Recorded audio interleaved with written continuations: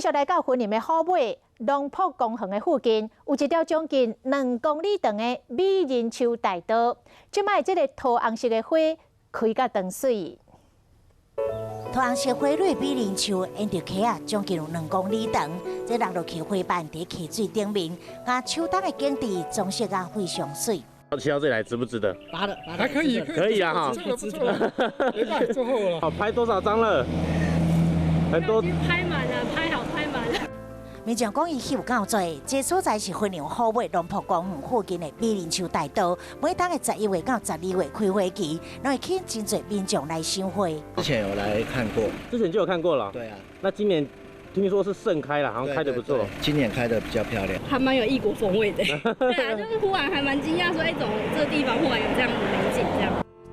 当地居民预估这2礼拜是上水时阵，想要伫秋冬嘛感受花海所带来幸福感。民众会使直接导航美人树大道，或者是对国道1号虎尾交流道落来了后，往建成路行，就会当看到美人树大道啊。